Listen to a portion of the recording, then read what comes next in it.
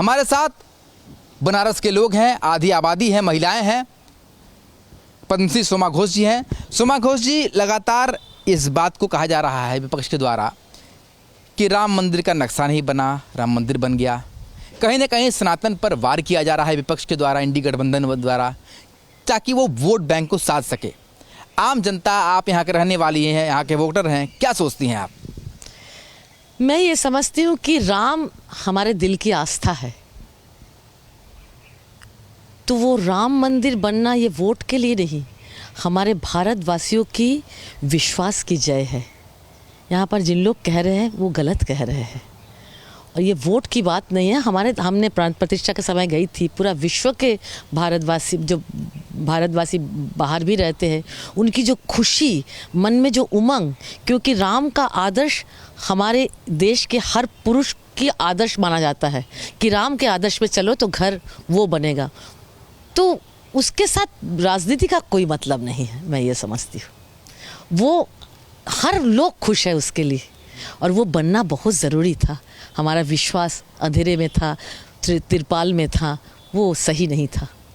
क्या लगता है आपको, जिस तरीके से विपक्ष जो है वो राम मंदिर को लेकर के लगातार वोट बैंक की राजनीति कर रहा है, कितना सही है? आम आदमी का दिल क्या कहता है? आम आदमी बहुत खुश है राम के आने से, कि मैंने कहा ना, ये हमारे मन की विश्वास है, आस्था की विजय है। कि लोग रोते थे कि राम क्यों स्थापना नहीं हो, कितने सालों का ये फल है, ये एक दिन का नहीं है। और ये जिन्होंने किया है उसके लिए हम लोग चिर कृतज्ञ रहेंगे कि हमारी आस्था को उन्होंने मान सम्मान दिया। राम हमारे विश्वास के प्रतीक है, धर्म की प्रतीक है, उनके जो कि प्रजा के, वो एक राजा का आदर्श होता है राम, कि वो अपने प्रजा की खुशी के लिए अपने परिवार को भी नहीं देखता है। तो वो ऐसे पुरुषोत्तम राम की मंदिर बना, और एक मंदिर जब बनता है ना, कहीं भी कुछ भी बनता है, तो वहाँ के हज़ारों लोगों को काम भी मिलता है, बेरोजगारी कम हो रही है, हज़ारों, कितने जो पूजा कर उनकी कितनी सैलरी बढ़ रही है, हज़ारों लोग, करोड़ों लोग आ रहे हैं दर्शन करने के लिए, वहाँ के पूरा टूरिज्म की बढ़ावा हो रही है, हर तरफ से ये मंगल है देश के लिए।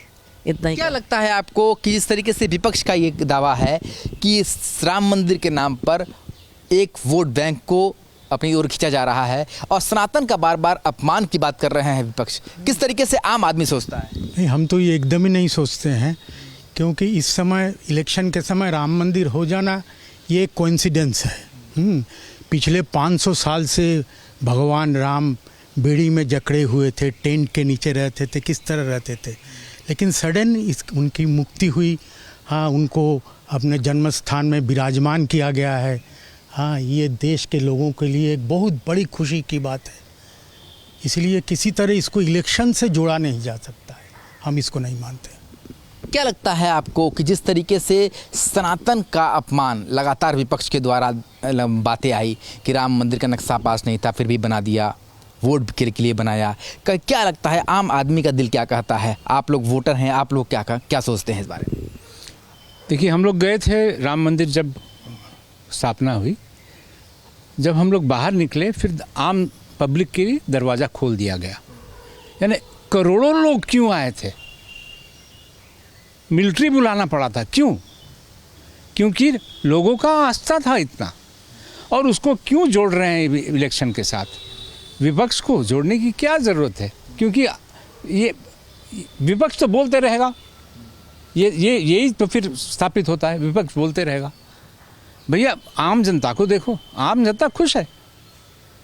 आम जनता खुश है कि हमारी सालों का तपस्या पूर्ण हुआ। विपक्ष लगातार इस कोशिश में है, कहीं ना कहीं अगर हिंदू आस्था को ठेस पहुंचती है तो मुसलमानों का वोट जो है उनके पाले में आएगा। देखिए, विपक्ष जो भी सोच रहा है संकीर्ण तरह से सोच रहा है। मुसलमान को भी मैंने देखा वहाँ पे हाजिर थे। हाँ, और मुसलमान, ऐसा नहीं कि मुसलमान को लेना क्या देना, उसका पेट भरना चाहिए, उसको रोज़गार मिलना चाहिए, तो फिर सब खुश रहेंगे, वो हिंदू हो मुसलमान हो।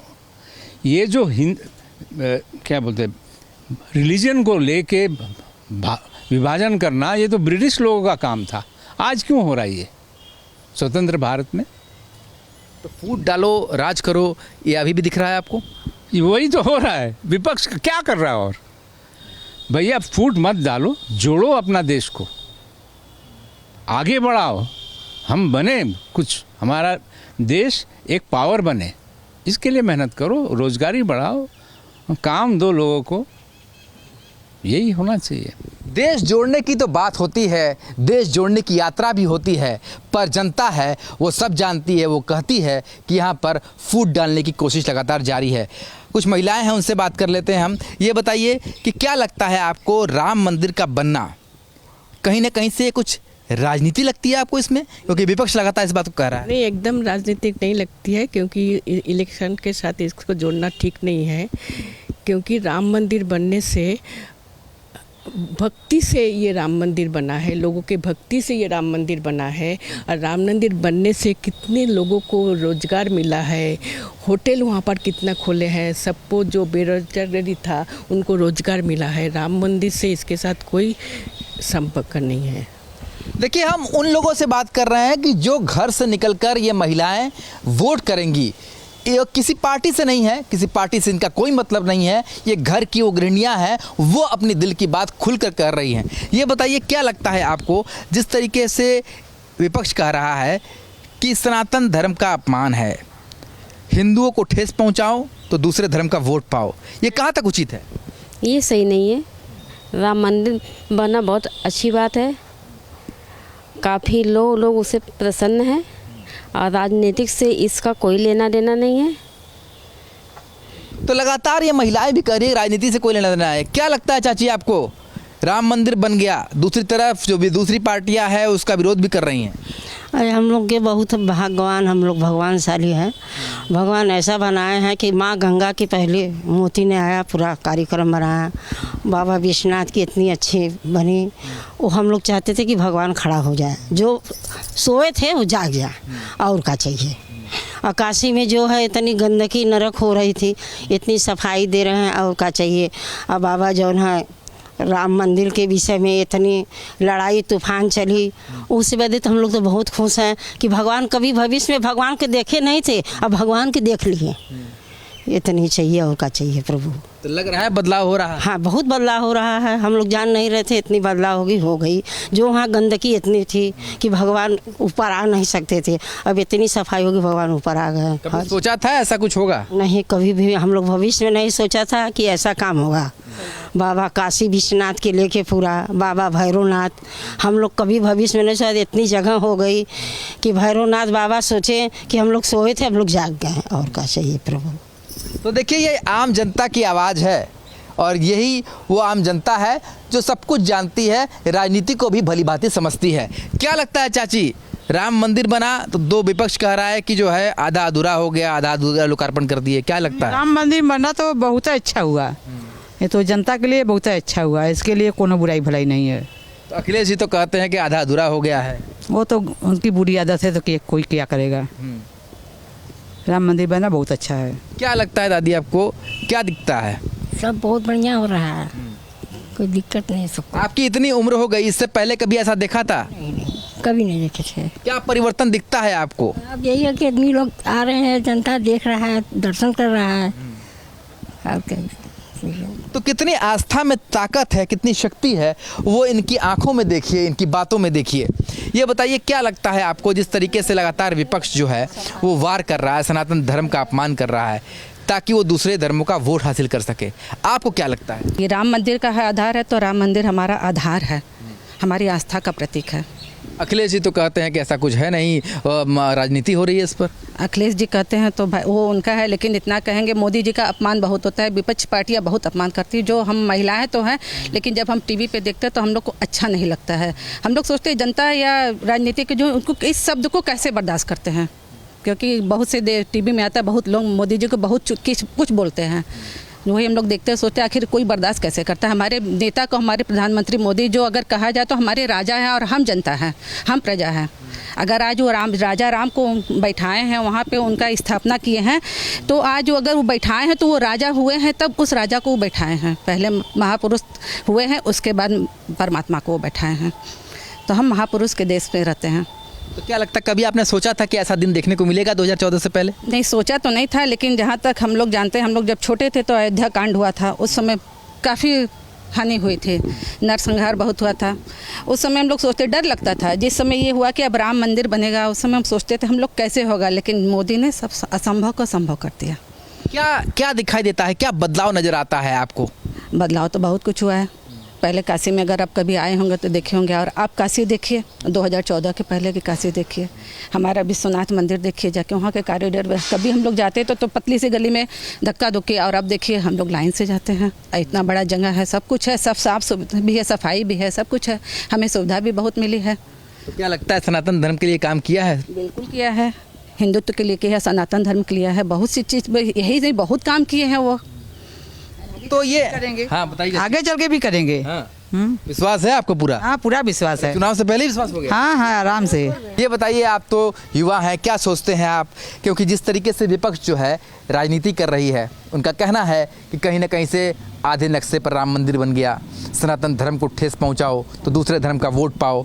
क्या दिखता है आपको, क्या नज़र आता है? देखिए, विपक्ष का काम है बोलना। अगर हम अच्छा काम करेंगे तो हमारे अगेंस्ट में 10 लोग खड़े होंगे। तो विपक्ष अगर बोल रहा है तो उनका काम बोलना है, और अगर राम मंदिर नहीं भी बनता तो भी विपक्ष बोलता। आज अच्छा काम हुआ है तो विपक्ष बोल रहा है, नहीं होता तो भी बोलता। और राम मंदिर हमारी आस्था का केंद्र है। अगर हमारे आस्था के केंद्र पे अगर विपक्ष बोल रहा है तो उसकी बेवकूफ़ी है, विपक्ष की बेवकूफ़ी है। कुछ संगीत के माध्यम से बताइए कि बनारस में बदलाव और देश में बदलाव किस तरीके से देखती हैं आप?